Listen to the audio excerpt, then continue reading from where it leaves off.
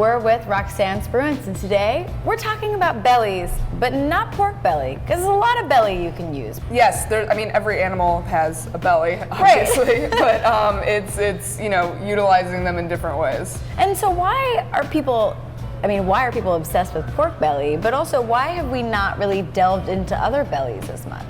Pork belly is the perfect example because it's the striation of the muscle and the fat together, so it's kind of becomes like the perfect belly bite of food because you've got just like that perfect balance. Right. And so what are some of the other bellies that you can look towards? Obviously every animal has a belly, but maybe we don't want to eat every animal's belly. Right, absolutely. Lamb belly is awesome. And then we have some rabbit bellies here as well. But the smaller the animal gets, obviously the smaller the belly is going to be, the thinner it's going to be, the less fat it's going to have. They all have very different textures than the pig because it's a very different animal. And so what are you going to get from a rabbit belly or a lamb belly that is different beyond just the fat content? How's the flavor different? Well, the flavor, the lamb, for example, it's not as gamey as you would necessarily associate with some lamb, but it definitely has a very different flavor and texture than a pork belly does. Right. Whereas pork belly, I think, is almost kind of,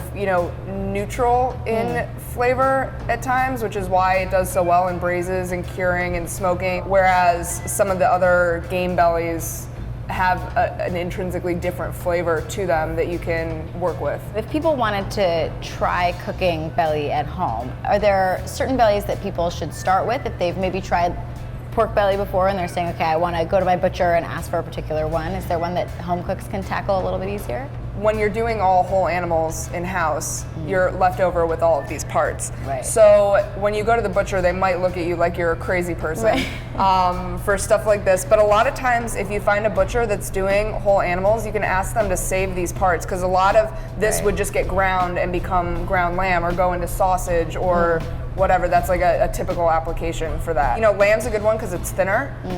You still have some fat content, so you can braise it, you can cure it, you can treat it like a veal breast or a shank or something. Have you tried any bellies you thought this wouldn't work and it did?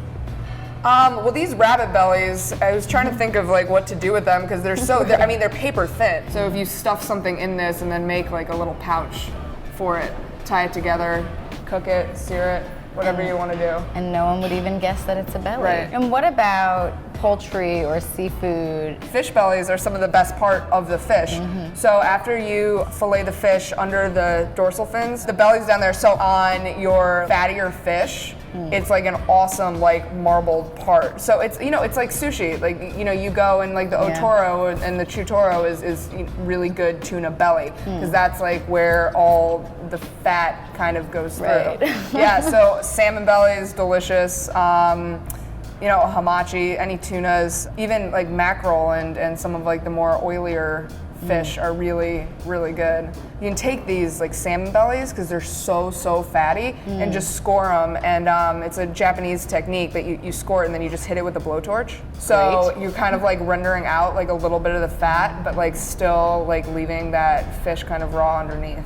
Wow. Yeah. Well, thank you so much for illuminating bellies for us and getting us away from only eating pork belly again and again. Really appreciate it. Yeah, absolutely.